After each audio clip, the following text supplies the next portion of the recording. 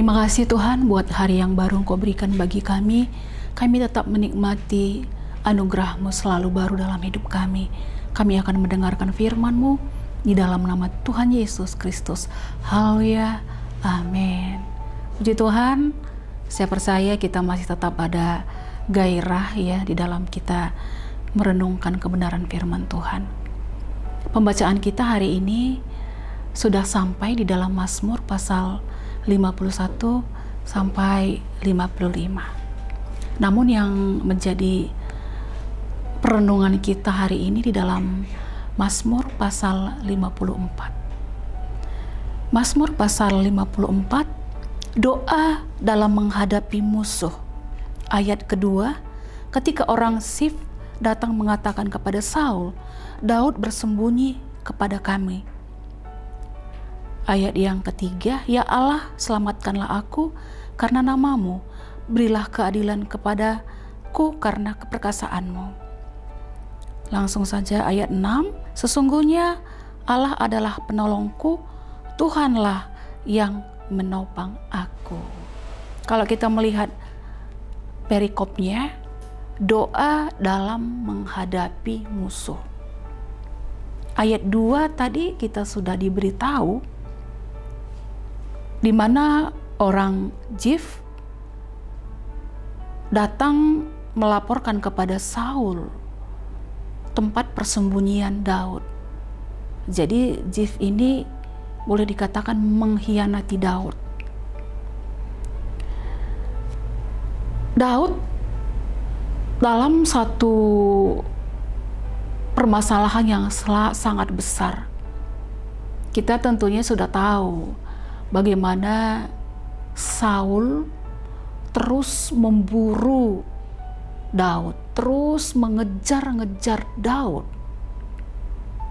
Dan memang tidak ada tempat perlindungan bagi Daud. Saul punya mata-mata yang sangat hebat. Dimanapun Daud bersembunyi ada mata-mata yang selalu mengetahui keberadaan Daud.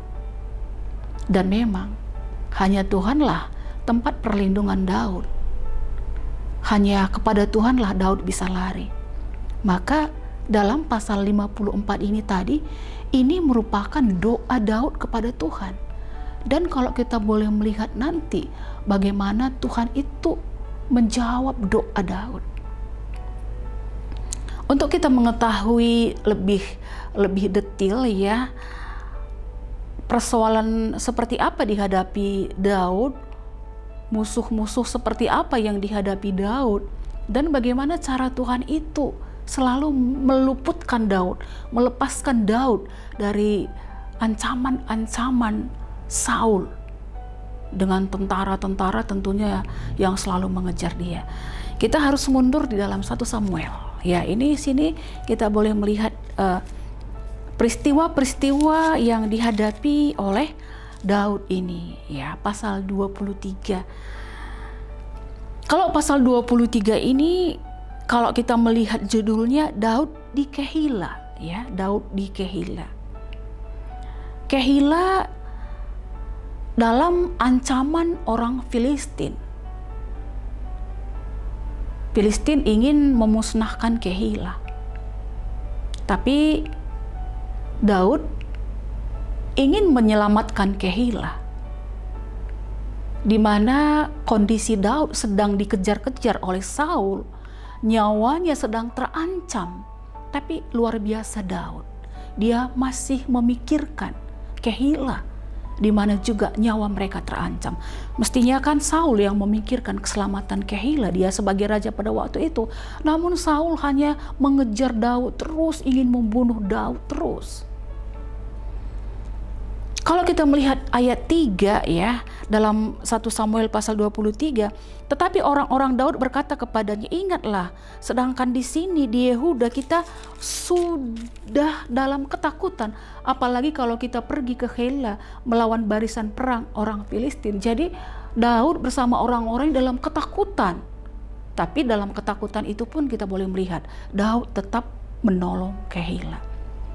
Dan setelah Daud menolong Kehila, menyelamatkan Kehila, maka Kehila akan menyerahkan Daud kepada Saul.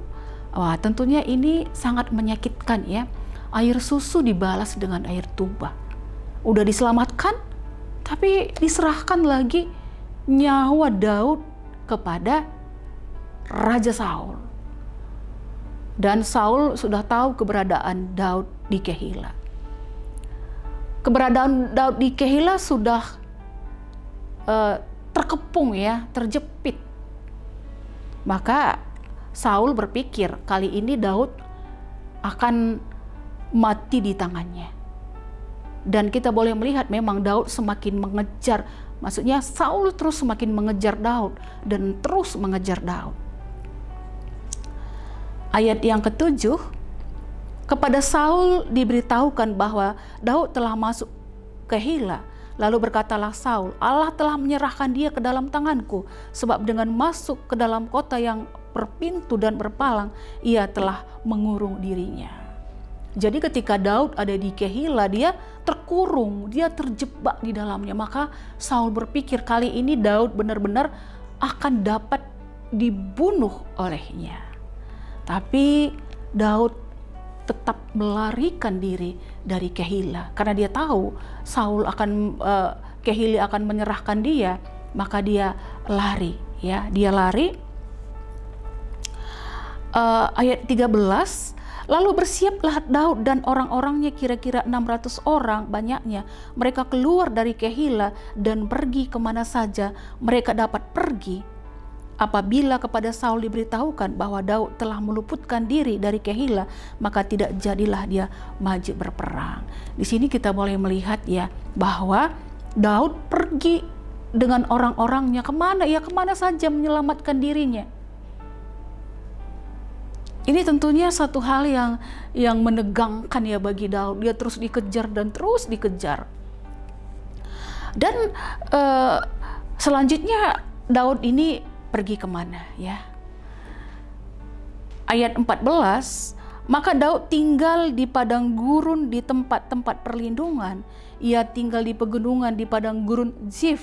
Wah, dan selama waktu itu Saul mencari dia, tetapi Allah tidak menyerahkan ke dalam tangannya. Jadi Daud bersama dengan orang-orangnya lari ke pegunungan Zif.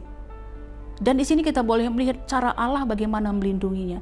Dalam jeda waktu yang singkat, Tuhan menyembunyikan Daud di pegunungan di gurun Zif ini ya. Mungkin Tuhan lihat Daud udah capek, Daud mungkin udah ngos-ngosan, mungkin nafasnya udah terengah-engah, terus dikejar. Tapi di sini kita boleh jelas-jelas ayat mengatakan bahwa Daud ini diizinkan sejenak untuk ada di gurun Zif ini. Bagaimana sekarang kondisi Daud? Bagaimana hatinya Daud? Bagaimana perasaan Daud setelah terus dikejar-kejar oleh Saul? Ayat 15, Daud takut karena Saul telah keluar dengan maksud mencabut nyawanya. Ketika Daud ada di padang gurun Zif di Koresa, maka bersiaplah Yonatan anak Saul lalu pergi kepada Daud di Koresa. Ia menguatkan kepercayaan Daud kepada Allah dan berkata kepadanya, janganlah takut, sebab tangan ayahku Saul tidak akan menangkap engkau. Engkau akan menjadi raja atas Israel, dan aku akan menjadi orang kedua di bawahmu. Juga ayahku Saul telah mengetahui demikian itu. Ketika Saul tidak bisa menemukan Daud, Yonatan bisa menemukan Daud. Memang Tuhan persiapkan Yonatan untuk kembali menguatkan iman Daud. Karena dalam kejaran-kejaran Saul, Daud ini udah mulai takut, imannya sudah mulai lemah. Kalau dia nggak dikuatkan, maka mungkin si Daud ini sudah tidak akan berdaya lagi. Tapi kita boleh melihat bagaimana Tuhan itu, cara Tuhan menjagai Daud, cara Tuhan memelihara Daud. Saya percaya ketika Daud bertemu dengan Yonatan, kita tahu bahwa jiwa mereka sudah berpadu, mereka merupakan sahabat yang sangat luar biasa. Pasti Daud begitu bersuka cita, mungkin mereka saling berpelukan, juga mungkin Daud menangis karena dia mengalami suatu permasalahan yang berat, karena dia mengalami suatu ketakutan yang berat. Dan Yonatan menguatkan iman kepercayaan Daud lewat kebenaran firman Tuhan. Dan setelah itu kita boleh tahu Yonatan juga harus meninggalkan Daud. Siapapun tidak bisa menolong Daud, siapapun tidak bisa menyelamatkan Daud. Yonatan juga hanya bisa menguatkan dengan kebenaran firman Tuhan. Di sini kita boleh tetap melihat suatu peristiwa-peristiwa ini, kalau kita menghayati, membacanya, ini suatu peristiwa-peristiwa yang sangat menarik sekali, ya. Dan kita boleh tahu ketika Yonatan menguatkan iman Daud ini, maka kembali orang Sif pergi kepada Saul untuk menyampaikan di mana tempat persembunyian Daud ini. Orang Sif ini merupakan suku Yehuda, sukunya Daud. Daud diserahkan sendiri oleh sukunya. Dan kita boleh tahu bahwa Daud ini lagi harus pergi lagi, harus lari lagi. Terus dikejar oleh Saul dan terus dikejar oleh Saul. Dan kalau kita melihat pada ayat-ayat selanjutnya, maka dengan cara Tuhan yang ajaib, dengan cara Tuhan yang luar biasa, Daud ini terluput dari tangan Saul. Daud ini terlepas dari tangan Saul. Walaupun mungkin seolah-olah Saul sudah hampir-hampir mendapatkan Daud, tapi dengan cara Tuhan yang ajaib, dia bisa selalu diselamatkan oleh Tuhan.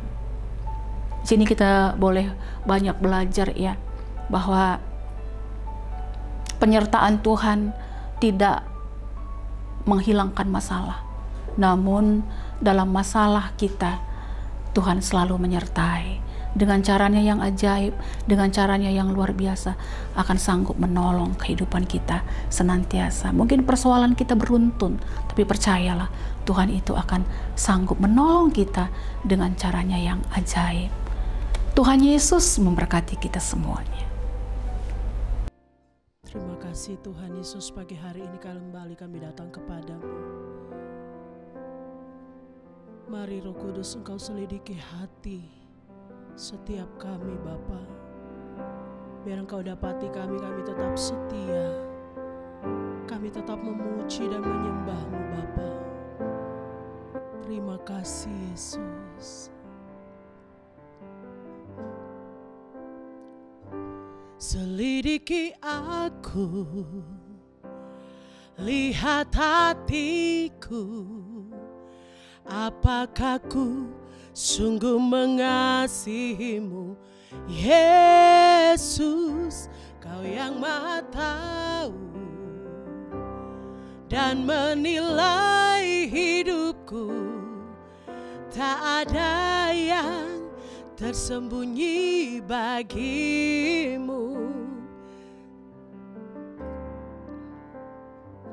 Selidiki aku, lihat hatiku, apakah ku sungguh mengasihi-Mu, Yesus.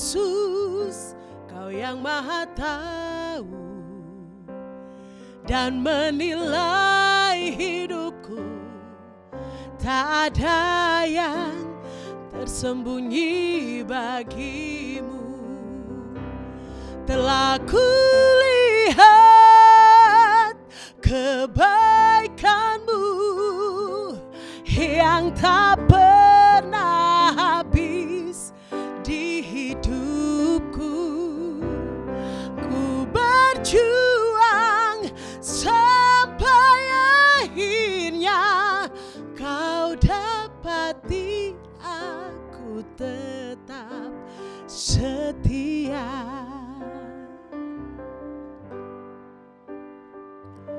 Selidiki aku, lihat hatiku, apakah ku sungguh mengasihi-Mu, Yesus. Kau yang Maha tahu dan menilai hidupku. Tak ada yang tersembunyi bagimu. Telah kulihat kebaikanmu yang tak pernah habis di hidupku. Ku berjuang sampai akhirnya kau dapati aku tetap setia. Aku lihat kebaikanmu yang tak pernah habis di hidupku. Ku berjuang sampai akhirnya kau dapati aku tetap setia. Kau dapati aku tetap setia. Kau dapati aku tetap setia.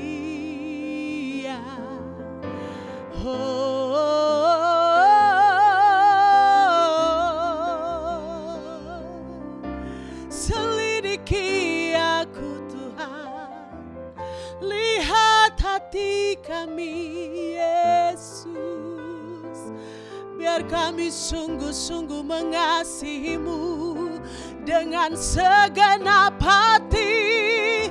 Kami memuji-Mu, kami menyembah-Mu Tuhan.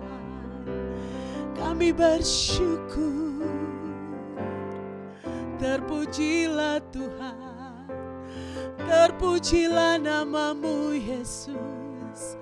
Sungguh kami bersyukur buat kebaikan-Mu. Terima kasih Yesus buat kasih setia-Mu, buat pertolongan-Mu Yesus.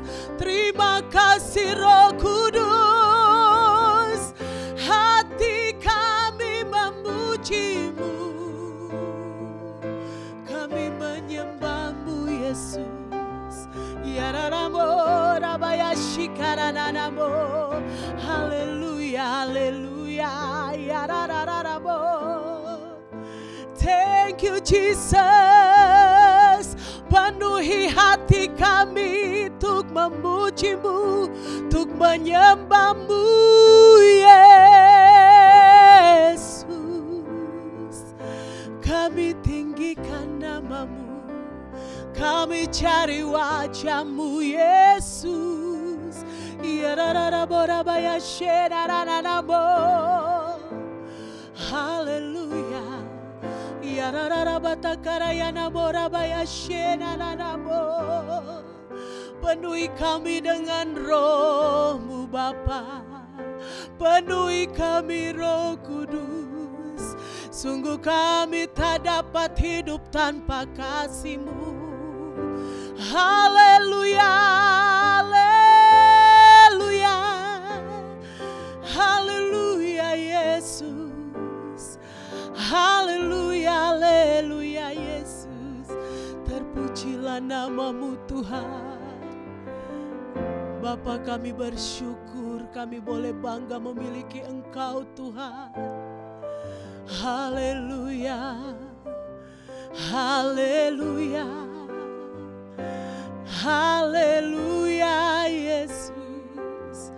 Syukur bagi-Mu Tuhan, syukur bagi-Mu Yesus. Terima kasih. Kami percaya dimanapun kami berada saat ini Tuhan. Mungkin kami dalam keadaan sakit, kami dalam keadaan berkekurangan sekalipun, mungkin kami dalam keadaan lemah. Tapi kami percaya Tuhan, ketika kami mengangkat tangan kami, ketika kami berserah kepada Engkau, maka tangan-Mu datang terulur menolong dan memberkati kehidupan kami. Apapun yang terjadi, kami mau tetap sembah Engkau Tuhan. Terima kasih Roh Kudus.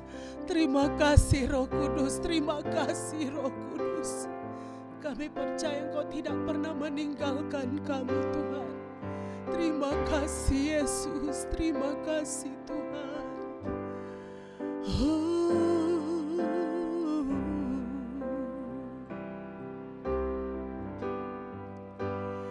Kau ku sembah, Kau ku sembah, Kau ku sembah, oh, oh Tuhan,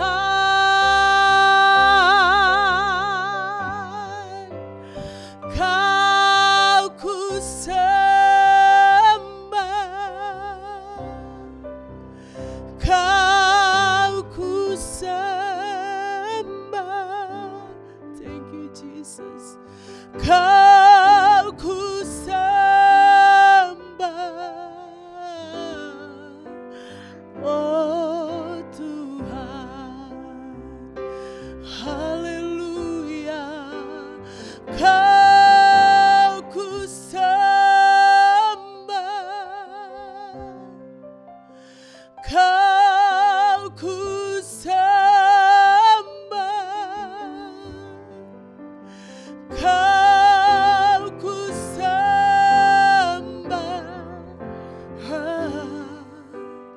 oh Tuhan, Kau ku sembah, Kau ku sembah, oh, Kau ku sembah,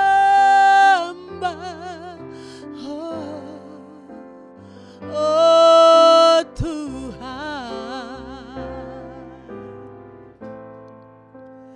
Kau ku sembah, oh Tuhan, haleluya. Kau ku sembah,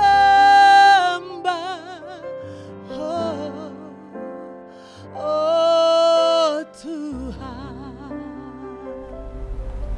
Terima kasih Tuhan buat kebenaran firman-Mu. Lewat firman-Mu kami melihat kebesaran-Mu, kami melihat kemahakuasaan-Mu. Engkau Allah selalu sanggup menolong kami dengan cara-Mu yang ajaib, dengan cara-Mu yang tidak kami dapat pikirkan. Engkau sanggup meluputkan kami dari setiap masalah, persoalan, beban-beban hidup kami. Dan biarlah juga jemaat-Mu saat ini mungkin mengalami persoalan yang begitu berat, yang begitu banyak. Biarlah Engkau juga yang selalu menguatkan iman mereka, buat mereka percaya Engkau sanggup melepaskan mereka, meluputkan mereka, karena Engkaulah tempat perlindungan yang teguh di dalam kehidupan kami. Sepanjang hari ini kami selalu berjalan bersama-sama dengan Tuhan, maka kekuatan itu boleh menjadi bahagian hidup kami. Di dalam nama Tuhan Yesus Kristus kami sudah berdoa dan mengucap syukur. Haleluya. Amin. Selamat pagi. Tuhan Yesus memberkati.